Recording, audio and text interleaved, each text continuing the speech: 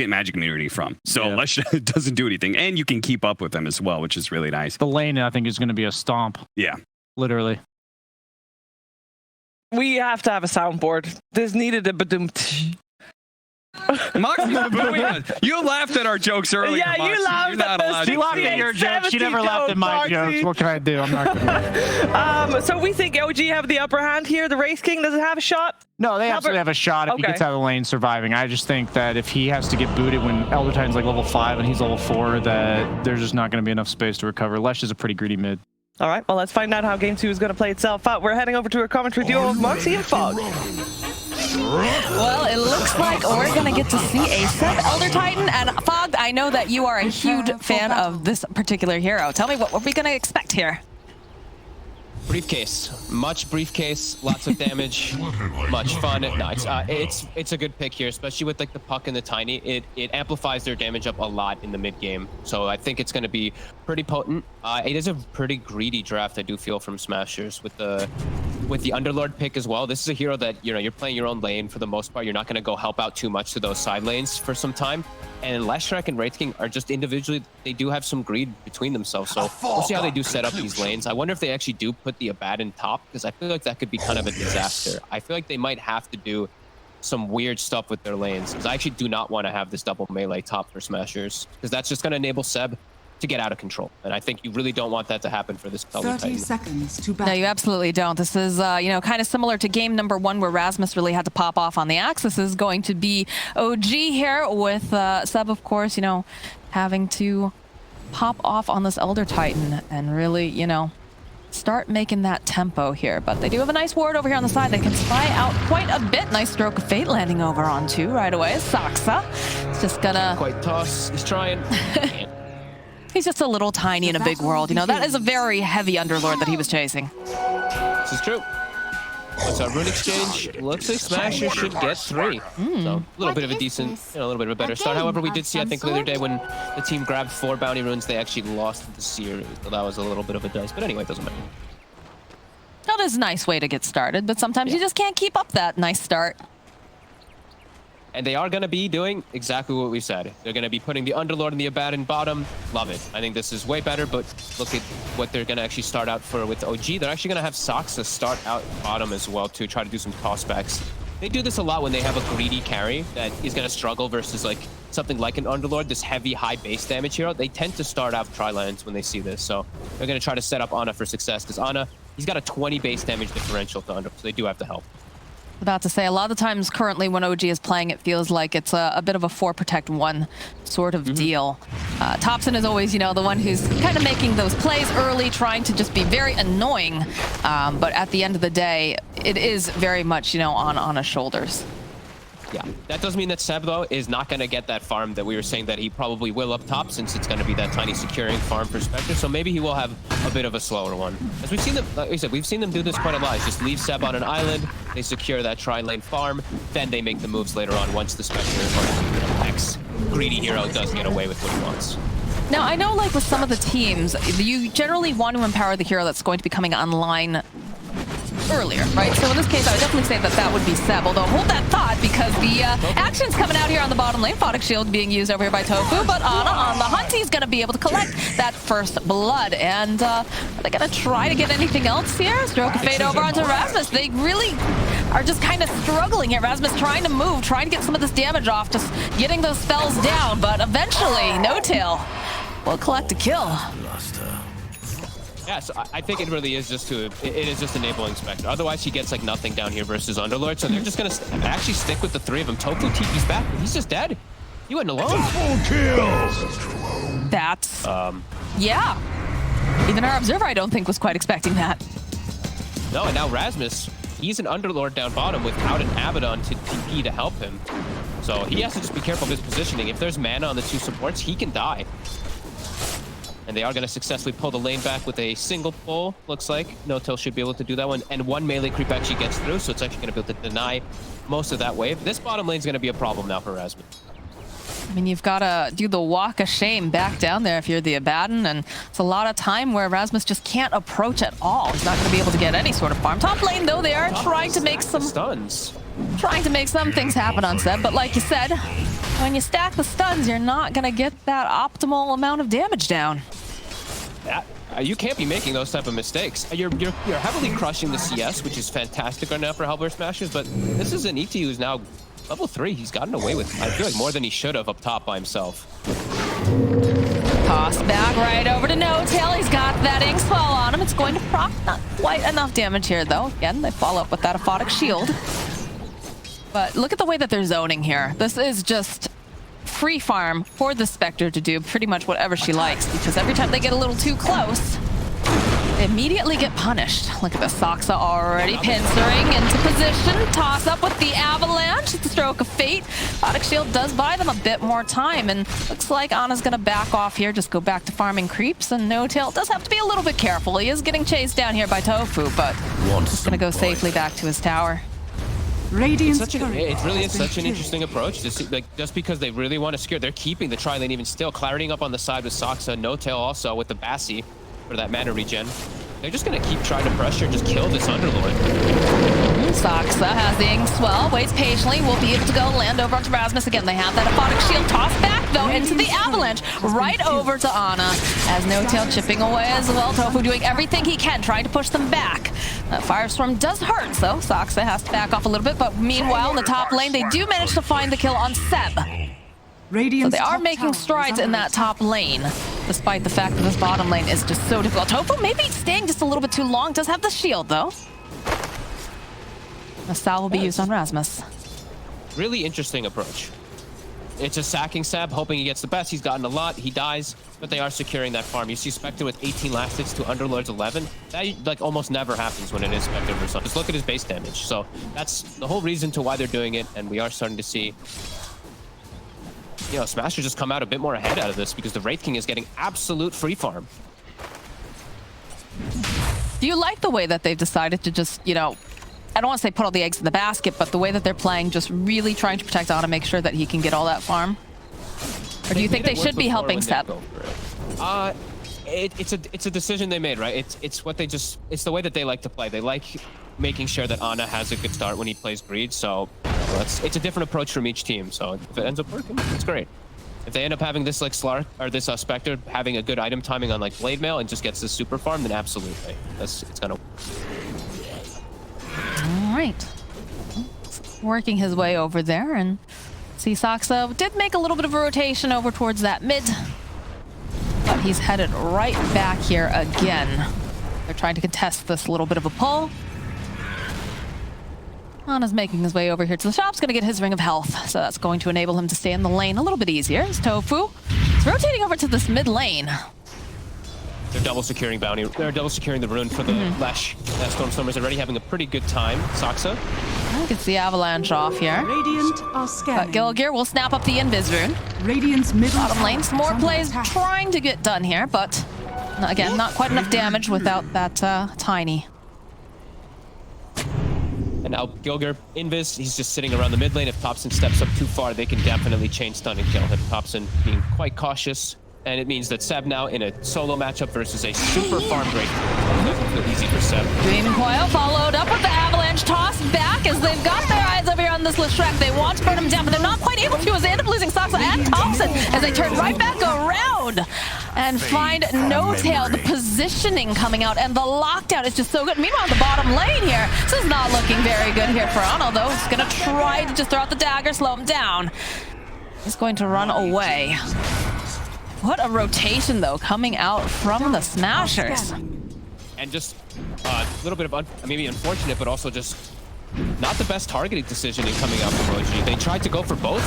They tossed and stunned the Abba to break the coil. Because of that, they didn't have the burst to kill the Lesh, so the Lesh kills everybody.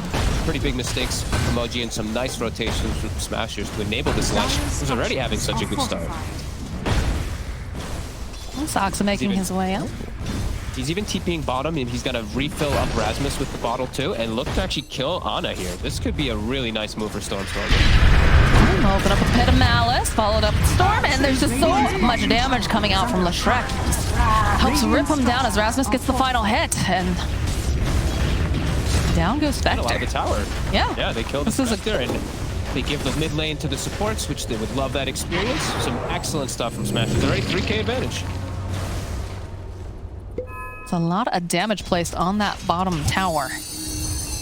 And the glyph was forced. So now the second go, Stormstormer's going to clear this wave. This tower is just dead if OG doesn't set up massive defense. Edict will just kill it. Be coming in from Ana. Jump immediately with the silence. We'll get the Pit Malice off, though.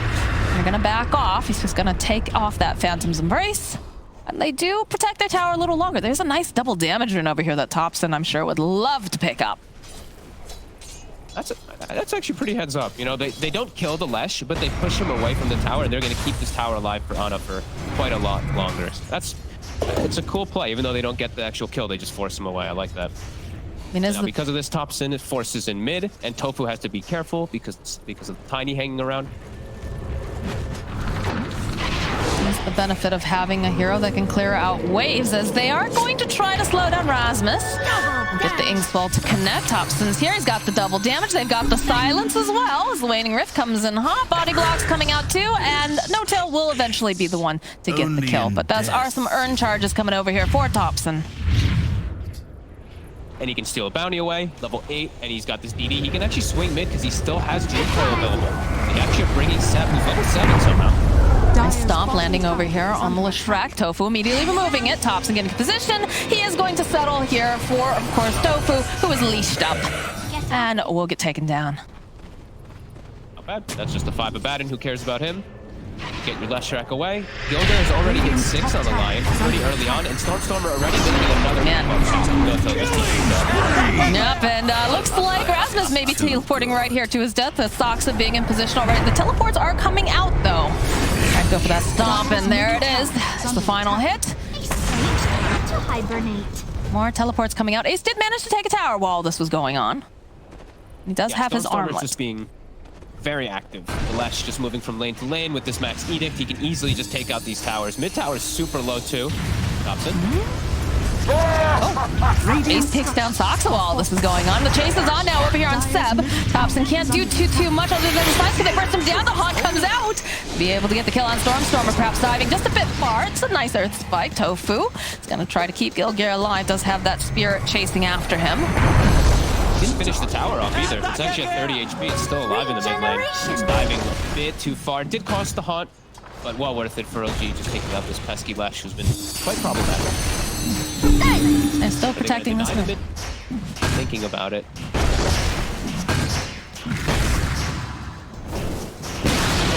They will, eventually. Middle tower has been denied. Bottom lane, the teleports are coming out. They want Rasmus. Bit of Malice, but the Avalanche already connecting with the stop, the sleep, the burst is there, and now they'll turn their attention right over to Stormstormer, who he's doing a lot of damage. Soxa almost falling there, but Topson will collect a kill. Finger coming out from Gilgear, though, will be able to remove Topson from this equation. Oh no, Stormstormer, after having such glorious rotation, such a great start, back-to-back deaths as soon as he TPs out. That's still quite painful. At least they get top. They got No Tail needing to be a bit careful here. That's a lot of damage coming out from Ace. Tofu just pulling here in the bottom lane as the Photic is just chasing down Seb. Does have Gilgear nearby, so Seb does have to be a little bit careful, but looks like they want to focus on this tower. The 5 Abaddon chasing away the 3 Elder Titan. Love to see it. As bottom tower might also just get denied. Oh, might just go for this one too. Yeah. Radiant's bottom tower has been denied. Disappoint you. You can see some pincering coming out, perhaps trying to make some moves here over onto Seb. Ace pincering. Immediately the Hex comes out. They bide their time. Earth Spike and a couple big old crits. Even use the Ray Fire Blast. Tofu taking the last hit on that. I don't think that was necessary, but he says thanks, at least. That's true. Good manners are important. Manners maketh man. Rasmus, though, top lane. He's got the Inkswell, the silence there, just chasing down this poor Underlord. He is not getting any breathing room with the Phantom's Embrace. The toss-up, Soxa cleaning up on Rasmus. Oh, and he had his hood in his backpack. Oh, no. He has actually the hood in his inventory. Maybe he pops it and he has the time for Tofu to save him, but that is a big slip of Rasmus, also dying back-to-back a couple times now, as these Ancients and hard camp stacks now start to get worked on by Ana. Under attack. Ooh, there's a chipped vest that just got found. Do have the mask, though, on the Spectre currently. He's probably going to take the chip. It's just the value. He's waiting off over on the side. Just gets spotted out, though, by the Spirit. Looks like they'll back off for now. And Seb will be allowed to hit some creeps. Yeah, and Seb's gone for the 2-2-4 build, actually liking it because he can't get into the faces of them so much. He just wants to buff up the magic damage. 4 points in that aura, lots of magic damage on them as well. Let's go. Ooh, he breaks the smoke. Radiant's middle Look like, I mean, they're slowing him down. I think they really wanted to get the jump on someone else here. He just gets the stun off during the toss and he ends up living because of it. Yeah. That was sick. Top lane, Spectre poking away here on Tofu. Doesn't feel very good when you're just getting chased down like this, but eventually, Ana will back off. Tofu's just gonna go and dig himself a little hole here, find himself something yummy. Yeah, he's got Tranquil Boots. He'll just chill, wait till those come back active. He's just taking the scary place to farm right now in this Abaddon while his team is looking to make the move over to help him out. Gilger as well as Ace, they have Finger online. They can get the initial stun onto Ana. Very likely they can just finish. Gotta just not stack those stuns though, right? The Haunt immediately coming out though, realizing that something feels a bit off as they do get a Dream Coil over onto mid, but the Hex is just able to control Ana, so he's not gonna be able to join into this fight over here as Rasmus, he is ticking down. It's another kill for Tops, and Stormstormer's on his way. They do have the Yules to get the Soulbind off. Soxa though, he is just burning to all of these spells coming out from Leshreq, and hey, look at that, beautiful. A nice double damage rune available now for Stormstormer. You couldn't ask for a more precise hit there from Smashers. It's literally as Ana is haunting away, they get the kill. Like that's picture perfect. It's a 2+ minutes, 2.5, 3 minutes where that haunt is gonna be down. Yeah, that was really, really nice hit by them. Now that means Ace is just gonna be enabled to have a much earlier Radiance timing than anything else. Spectre is gonna have some problems. Yeah, Ace is getting closer and closer to that relic. He's had a lot of room here to be able to breathe. Let's see, though. Let's see, because the last game, you know, Smashers, they were looking very, very good. They were getting everything they needed on Rasmus early. They're making the right moves, but eventually it just reached a certain timing where they weren't able to keep up the momentum. So what do they need to do now?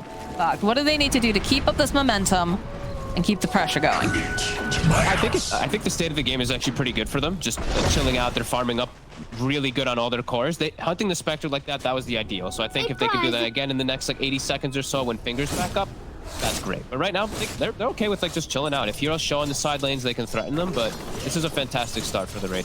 And Ace, you know, I do feel like he's much more comfortable with like just raiding Ricky. That hero just feels a little weird. Like overall as a carry, he's not the best, and I feel like Ace, he's just not really the most comfortable with something. Much better on a traditional carry. Well, he definitely looked excellent last season, so definitely excited to see how far they can go here in, of course, the upper division. A Blink Dagger does get picked up on Soxa, though, so positioning is going to be very, very important here, as he's going to be able to initiate quite nicely. And Ana makes his way down towards this bottom area, and there's some pressure being placed on top, though, coming out from OG in the meanwhile. Well, we got an Uber service, though, coming out here. Looks like everybody's headed up. They're looking to try to protect this. Gilger has his blink coming out on the Lion Chew in a moment, flying out on the courier. So they have a great way to set up these fights now. I don't think they'll wait for it, though. Standing under a ward. Yeah, he really is as he walks right into Ace. Couple big hits, 1, 2, 3. Down goes No Tail. And it looks like they do manage to get the tower during all this. They've got some good timings here. They also have Rasmus finishing up a pipe in a moment, too, versus this puck. Pretty huge as Gilger. He jumps up on high ground, but a little early. Just a little bit. Dream Coil does get used, but it doesn't seem like they... Yeah, look at this. They have the protection here coming out from Tofu. Thompson, they're looking, hoping maybe someone will get a little bit out of position as Soxa does reveal himself, but they'll turn their attention now over here towards this this tier 2. A lot of TPs, though. Force the coil. That's pretty sweet from Gilger. Just jumping into the high ground blindly. Not usually something you want your supports to do. No. But it worked out this time. Tofu. It's scary for him. It's very tanky.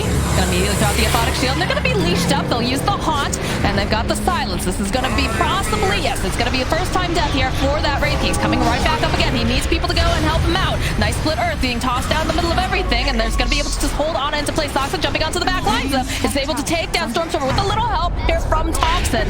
Now Tofu, they have the vision. Thompson gets himself a double kill as the rest of the side of Smashers are just on the back foot. Stormstormer's still very vulnerable. He's so squishy. He actually went for the Kaya with the Yule, so he doesn't actually have any HP bonus to protect himself. He's gonna just be completely reliant on the pipe from Rasmus and the shields from the Abaddon. That's That's a scary place to put yourself in. Not even like a casual cloak or something like that to guard himself versus all this magic damage. I don't know. I'm a little worried now for Lesh. I think the Wraith King's gonna have an excellent game, but this Lesh I feel like could just chain die. The ET Spirit on top of him with a tiny combo, and he's just dead. 1200 HP does not save him at this point. Coil followed up with Sox Avatos. Gilgear's here though, and he does manage to go and control Thompson. Nice. Down goes the puck, and they're still hunting. They're looking for more here, realizing they have a little bit of a window. They do spot out Soxa, and they're going to rip down this ward, make the side of OG a little blinder here around this area. Gilger on points per usual, 304. Excellent game so far from this Lion. Especially when you consider we thought he was definitely dead. Seb, though, over in the mid lane. We talked about this positioning. They just have so much damage. They'll find the kill on the Elder Titan. OG getting caught off guard there a bit here. Just stepped up a little bit too far to farm, and this is just the enable Ana now at this point, really, just because of how they're getting picked off also on Thompson. Like it's back to like the usual OG, I would want to say. It's just make this Spectre the absolute full carry. Just keep looking for the big pops though. So I'm still gonna be watching Soxa, the ET Spirit. This Lashrak has to be so careful with his positioning because he can just die almost insane. I want him to get either the Vitality Booster or Point Booster ASAP because he's very frail right now. And there's only so much that really, you know, the Sabaton can do to keep him alive, right? You know, it's a little bit difficult because their initiation's a little strange coming out on the side of Smashers. There's no traditional jump like you would normally see in some of their drafts. And their save it's very short distance. So Madden playing versus Grimstroke, you're gonna either get leashed in double silence, or you're gonna get silenced from puck. It'd be a little bit tough to ask Tofu to get all those saves out on Stormstormer. Does pick up the Vitality boost. 1600 HP now. Ooh, they find Ana. The jump over the air spike, Pit of Malice. Ace just chopping away over here. Do they have enough burst damage? Oh, yes, they do. They take out the Spectre. It's a beautiful drink coil though over on the back line. So that X-Flow connecting on multiple targets. Look at them just chasing them down. No tail now. Force just try to hide in the trees. He's not going to be able to, as Tofu's trying everything he can to try to keep him alive. Meanwhile, the back lines though, Thompson poking away over at Tofu. That ultimate will of course proc as Thompson's hunting the buyback now coming out from line. They've got the E-Blade. They're trying to just blow up the support. Need to be careful here. Ace was looking to wind up there with the Wraithfire Blast. Is not going to be able to get it off in time as they realize on the side of Smashers we should probably back up. I actually like this buyback from Gilger just in case, even though it doesn't get them anything, it pushes away those three from just diving forward and just killing Ace and Tofu probably twice. So I do like that he does go for that there. They gotta be careful, they're stacking. They stacked up so hard for the combos, the tiny Avatos, the Ink Squall, 4-man stomp from ET and Splitter. They do have to be a little bit more careful when they do that. We do have the blink picked up now for the Wraith King, so we talked a little bit about how the initiation's a bit tricky here. It looks like he is going to be the one who's going to be running on in with his face, but you have to be careful with the Wraithfire Blast done, right? Because of the fact that it is very telegraphed. Yeah, he does need follow-up though. They want to be able to just like insta-lock down someone with Gilger and just kill them immediately with a finger, because there's no real saves on the side of OG to be able to protect any of it. So they can erase heroes right away at the start. They want Thompson. They want him so badly, and already though, it's gonna go up to the high ground, sees the bounty rune. Ace considering it, but looks like not going to hard commit here. Aphotic shield over on Ace trying to protect him. The jump forward here coming out from Sox with the Avatos. Tofu trying to get the position, trying to keep him alive. It's Ace chasing after him over on the back line, so they will find Seb. They've got the Ink Squall. They do have the shard on him, so he's going to be able to heal up quite a bit. So he'll turn right back in. Dream Coil gets used over on the back. We talked about Stormstormer. He needs to be able to stay alive as they get a nice splitter off Seb, though. Will fall. He's going to back off. Finger getting used on the back lines. Will be able to take down Thompson. And now Ace, he's all silenced up. Ana running away here. They still have the reincarnation too. AC wants it. He's chasing after them. He finds himself no-tail. The stomp coming through does manage to land. Radiant's burn, though, definitely hurts as no-tail's trying to hide in the tree line. I don't know if he's going to be able to do it, though. Not with that firestorm. Comes at a price. Oh, and Gilgear's just poking away over here at Soxa. Maybe a little bit too far away from the rest of the team here, but it looks like OGs, they're a little bit too nervous. They're not going to follow up on poor little Gilgear here. Radiant's top tower is under attack. They're really on point with the way they're getting these catches. Gilger over and over again, just getting Thompson. He's got his number this game. the Lion counter usually versus the Puck. This time OG, they didn't pick that Puck into Lion, and Gilger might be making them regret it a bit there. He's constantly getting these disables, and it's the way that they postured themselves in the fight. If they start to retreat, you can see where OG is just going to be able to like explode these heroes with the splitters and all that, but because they all stick together as a unit and actually run into the fight, it puts OG on this weird positioning in the fight that they have to kind of just run away with the ET, Puck goes in, and the rest of his team just bails on him. Great awareness from Smashers. Actually take the fight rather than looking to run up. Definitely Gilger's positioning has been absolutely wonderful this game. It is difficult to get your hands on that puck, and you know that Thompson, he likes to play this hero. He wants to, you know, dive in and out, but it just always feels like the Smashers kind of have his number. Yep. The way Thompson always plays is just, it's super aggressive and it's super disruptive. So if Gilger is in these right places at the right time, it's going to break a lot of OG's annoyance that does happen in a lot of these games that causes Ana to just reap havoc and get these crazy farms. If he's just controlling Thompson's chaos, it's definitely going to work out for them. So now 7k gold lead, this Wraith King, 4k above the next. Looking really good for them right now. Seeing some of the TPs coming out now. Ace jumping forward immediately, sees Ana. He's not going to focus him down, though. He's got his eyes on Fox, but instead Avalanche coming through. That Inkswell healing him up. They're chasing Seb over here, trying to teleport out. They do manage to find themselves No-Tail, though. He's not going to be able to teleport away, but it looks like the Spectre and Soxa will be able to survive. As everybody's hopping in the bus, and we're going top. I like this. They know that they're going to go play around this triangle side. They still have these 2 wards covering the area too. They could swing and find Ana for sure. Ooh. Ana does have Haunt available. It's about to buy his ulti orb. They know exactly where he is. Link forward here. Oh, he went left. They went up. Did indeed. A prize. Nice attempt with the Uber. Radiant's top tower is under attack. Still going to place some pressure here over on this tier 2. Thompson now picking up that blink on the puck, so perhaps, you know, we talked about his chaos. Gonna be able to make a little bit more this time around and perhaps get a bit more information before Gilger can jump on him. Getting very close to Axe 2 here for Seb, so that should change things a little bit in these fights. That should make it Seb actually be able to be a walking force in the fights rather than just a stomp and a splitter. He'll actually be able to do something and contribute a little more. Gilger also pointing out he's hit level 15, so the Lion does get, it's only 4 stacks, but every little thing matters. 280 entry HP might be enough for him to live. The aggression coming out. Oh, the finger immediately. But that's going to be a little bit more stacks here, Fogged. There you go, 5 now. All right. Getting more swole over on that Lion. Pressure's on over here. How did they get in here, though? All right, the toss back immediately. Again, silence up. They're holding Ana in place. They've got that Inkswell, though. It's doing plenty of damage, but Tofu trying to save him alive. No, nice Streaming Coil on the back lines as well, holding them into place. Stormstormer trying to get out as much damage as possible here, as Gilger is just trying to drain all this mana.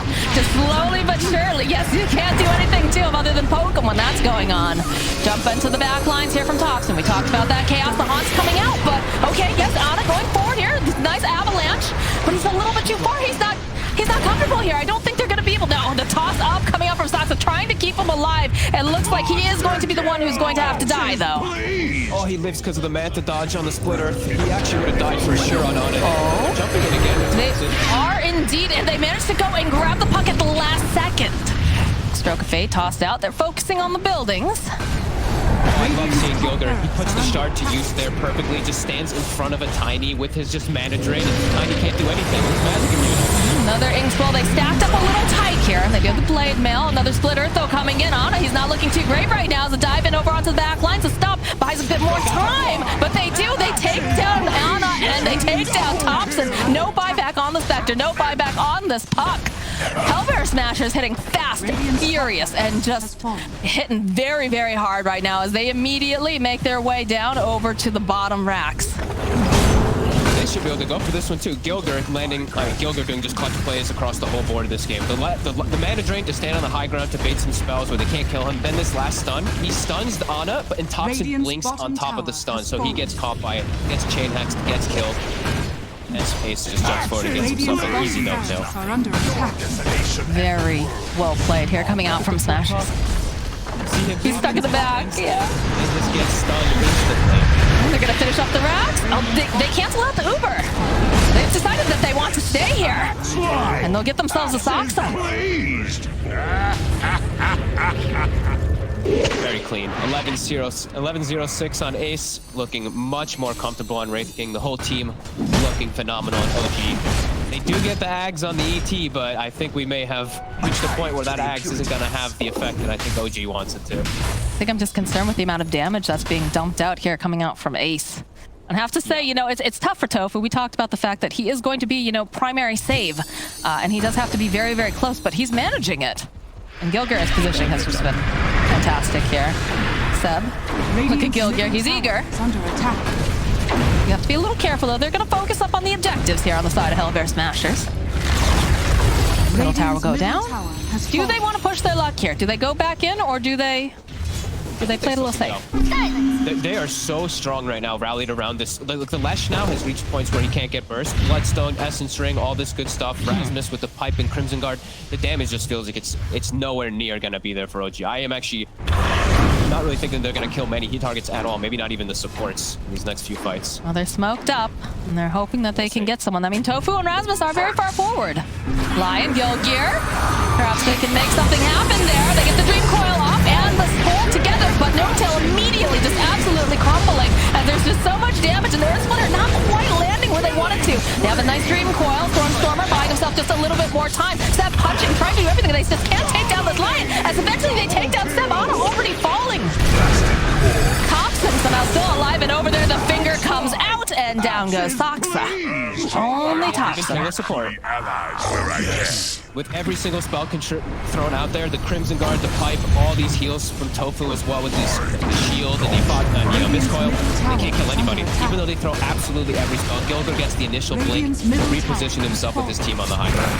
Dagger, Gilgir jumping forward immediately. The E-Blade, though, coming out from the pop, hoping that they can blow up Gilgir, but they just can't seem to do it. And again, he's got that magic immunity. They just start draining all the mana. Down goes Ana. No buyback for 78 seconds. Radiant's middle. Rasmus. Yep. There's the GG. Hellbear Smashers, 22 net worth lead, have managed to take down OG. They came from the lower division, and they're looking pretty good here in the upper now.